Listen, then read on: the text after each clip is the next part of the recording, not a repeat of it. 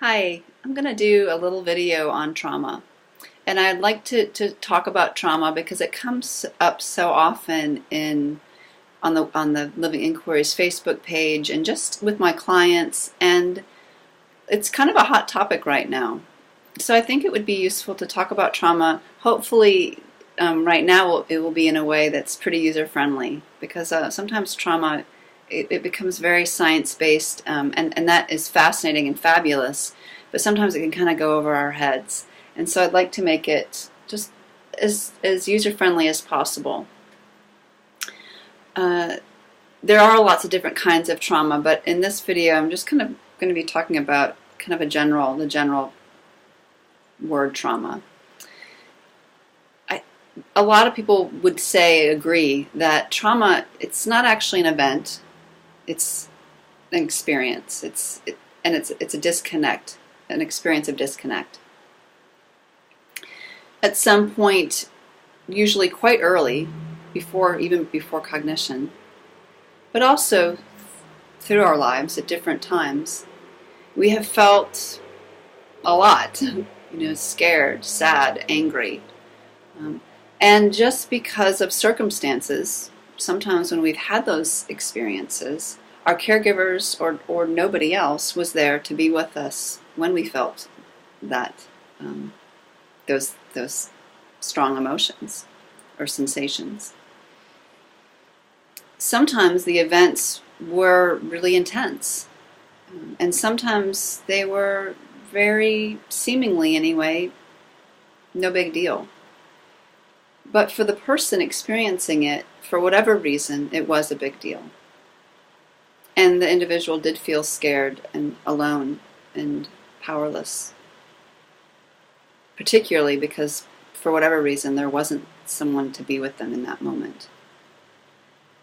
Sometimes people say, well, I didn't experience trauma when I was a kid. And while it may be true that you didn't experience anything really overt, most of us have experienced some experience or had some circumstance when our mom and dads or our caregivers just simply weren't available for some difficulty that we had.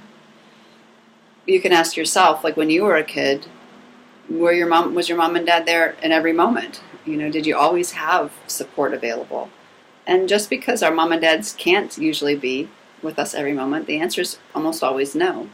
At some point, they had to go get dinner ready or tend to our brothers and sisters or who knows what, but we were left alone in some way or felt very left alone. And does a kid, an infant, or a kid, a young being, know how to handle sadness, anger, fear by themselves as a new inhabitant on this planet? And the obvious answer is no. We're actually designed to be supported by caregivers for about 2 decades before we go off on our own. So without that support, particularly in the earliest years, we're overwhelmed. We don't have the internal resourcing to be with big emotions at all. Those emotions feel like too much. And the way that our bodies, our mechanisms compensate is to kind of close our systems down, our bodies off. It's just because it's too much. We don't have the capacity to feel all that. So our bodies close to a certain extent or disconnect. That disconnection happens, in other words. When we don't have that support, and when we feel that overwhelm, and that fight, flight, or freeze comes in, and that disconnect happens, what are the messages that we take away? And it's going to be different for each person. But basically, we take away often that the reason we didn't have that support is because we've done something wrong. Maybe we're inherently unlovable. Maybe we're just not important enough to our caregivers, or we don't feel important in general, and so we weren't tended to. Maybe we come away with the belief that the world's not safe. And likely, for most of us, we came away feeling that the body wasn't safe, and feelings weren't safe, and sensations weren't safe. In fact, for most of us in this culture, the only thing that does feel safe is our minds, our brains, our thoughts. We're a pretty numbing culture anyway. We're a pretty dissociative culture anyway. So that just gets reinforced over and over to think our way out of difficulty. Not to not feel, but to think.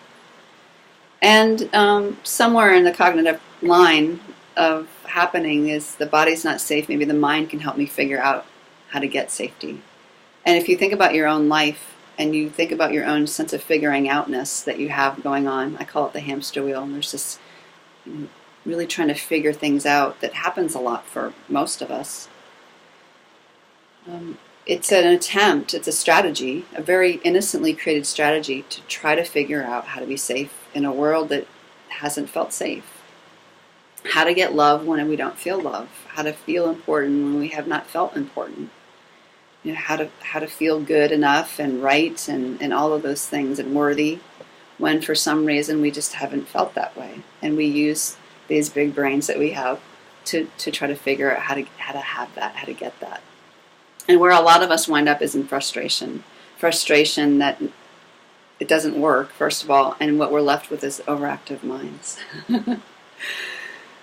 And then sometimes what happens is we beat ourselves up.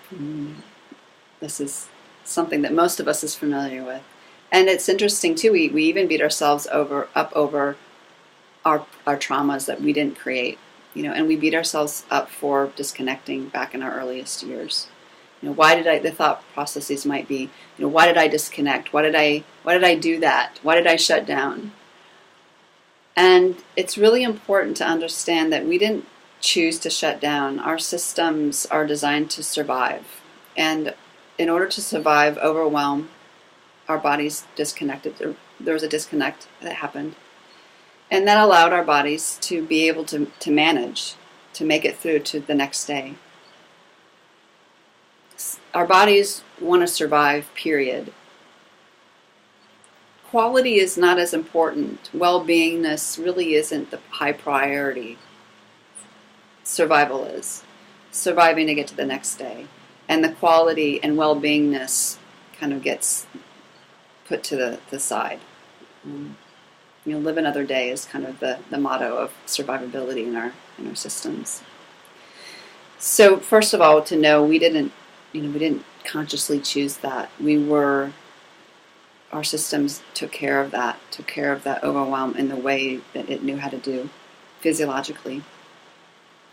And to bring compassion to ourselves that's just what happens. That's the human mechanism. And every human mechanism disconnects at times. And there's reasons for it. Sometimes we discover them, sometimes we don't. But we did act, our system responded in that way for reasons. Is to bring that kindness and compassion toward ourselves and knowing that we're really always doing the best that we can with the resources that we have in the circumstances that we're experiencing. And if as young infants and toddlers we knew how to inner resource, we would have, but we don't come in having that. So when considering our own sense of disconnection that we have had growing up and even that we still have now as adults, it's important to remember that. It's important to remember and understand that we literally learned how to push down discomfort.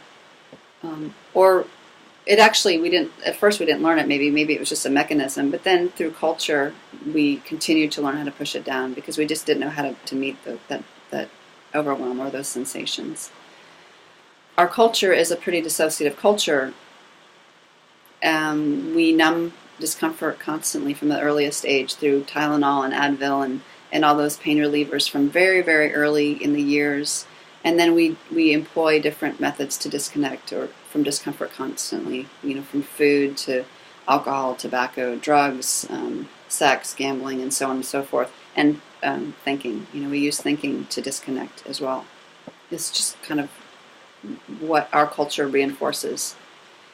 So in essence, we were taught to push down, to disconnect. And that, again, happened innocently for the most part, and then it was just reinforced by culture. At some point, we experienced something that was painful. We didn't have the support or the infants I'm sorry, the support or the resourcing, internal resourcing as infants or toddlers or children, and so that's just what happened. So again, the trauma doesn't necessarily come from an external event, but it does happen from an internal reaction to an event that we weren't able to connect with what was going on for us. We weren't able to express what was going on. We weren't able to receive compassion for what was going on. And we just wound up suppressing emotions and our sensations and kind of splitting off from our experience, just a disconnecting. And again, that was, at the time, that was the best that we could do with what was going on. So trauma of not being able to express our emotions because it's not safe is part of this human journey. And we do disconnect. Again, as children, we didn't know how not to. And our culture did not teach us how to do that. It didn't teach us how, show us how, give us a safe place to experience our sensations and our overwhelm and our feelings and even the thoughts that we have about ourselves. We don't have safe places or people often to journey with what's going on for us as young people. When I ask a lot of clients, who did you go to when you were bullied? They didn't go to anybody. Who did you go to when you felt really scared? Well, I didn't go to anybody. For some reason, there wasn't a safe person to go to. Sometimes it's our caregivers themselves that are the quote-unquote dangerous people in our lives. They were harmful. And so if we didn't have a neighbor or a teacher, it's even more, we felt even more trapped in that experience. Without that resourcing, we often feel helpless and abandoned and unloved and shock, a sense of shock in that disconnect. So again, we did what we had to do to survive. We always do what we need to do to survive, so to speak, whether it's disconnecting or not disconnecting. It's not something that we choose consciously. I'd like to invite you at this time to just kind of close your eyes for a minute. That's a lot of information that I've shared, and you might even just want to pause the video for a minute to just kind of to connect in with what you're noticing right now, how you're feeling. Maybe you're kind of reconnecting with that sense of hopelessness or shock even, or some intensity that you're remembering from your earliest years that still arises, as an adult. And so I really want you to honor what is alive for you right now, and if that means pausing the video and just taking a moment to, to center in, maybe really feel the chair that you're sitting in. In fact, let's just go ahead and do that now. Just kind of centering into the chair that you're in, and just taking a moment to feel the back being supported, and your sit bones connecting to the chair underneath you, and just simply taking a moment to feel gravity and to feel the support of this chair. Chairs and beds and couches, they're literally designed to hold bodies, right? Like, that's their job. So just really feeling the support of this chair underneath you or whatever you're sitting on. And feeling the support of your breath coming in and out. And just feeling your feet on the floor or tucked under you or wherever they're situated. Feeling your arms and your hands, fingers. And then I'd just like to invite you to continue to connect into your breath and to connect into your form as you sit in the chair or whatever you're sitting upon, and just kind of close your eyes for a minute just to feel and to take in what I'm going to say next, which is that as an adult, you have the capacity to learn how to feel. And it may have been that in your earliest years, it wasn't safe to feel, and nobody was there to teach you how to feel. But as an adult and as human beings, we have neuroplasticity. We have the ability to constantly learn. And we have neuroplasticity, which means that we can receive new information to replace old information. We have the ability to learn how to feel our emotions, as well as learn how to release what's being stored in our body. In those earliest years, we didn't know it was safe to feel, and we didn't know how to release. And so we can be taught how to feel, how to release, that it's safe to do both. The emotions and beliefs that we've picked up, that we've stored, the pain body that we have, can be released. We can learn how to connect to ourselves, to our experiences in ways that are manageable for us, in ways that are safe and slow and gentle and kind and compassionate. We can teach our nervous systems that are often in fight, flight, or freeze, or really amped up. We can teach our nervous systems that it's okay to feel and connect to ourselves, to our experiences, to our world. We're born with the innate ability to feel and release, but we've forgotten or kind of just lost that innateness. And we can relearn, we can learn again through the supportive resources that exist. We can open that innateness back up. We can learn how to feel, we can learn how to release. And just let your system know that. It does take time to learn. Just like if you know how to drive, you can remember you didn't learn how to drive a car in one day. It took a while. And then to learn how to drive in different seasons, under snow or rain or whatnot. Continued practice. So we can learn with continued practice. We can learn how to feel safe in ways that feel safe and supportive.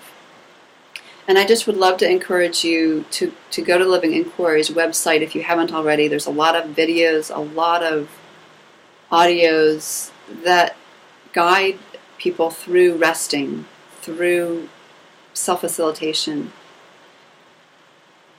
in ways that are supportive, in ways that are kind and nurturing, that are slow and gentle.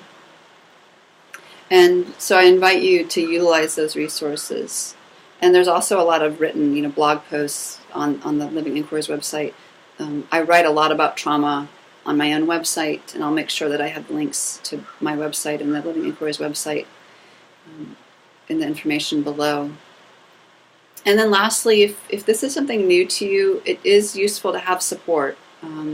And I would encourage you to find a facilitator or a therapist or somebody that works in the somatic realm that has experience with trauma to connect with, because its support is really useful.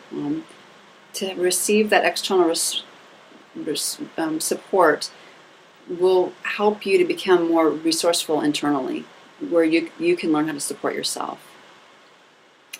Those resources are available, and the resources can be useful in developing a kind and compassionate relationship with yourself throughout this process. So I hope this has been useful.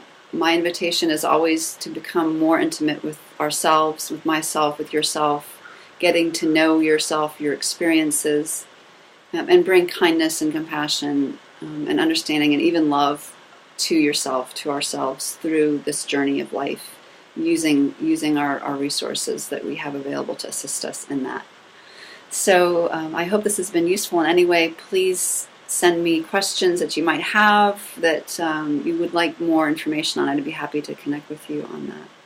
Thanks very much.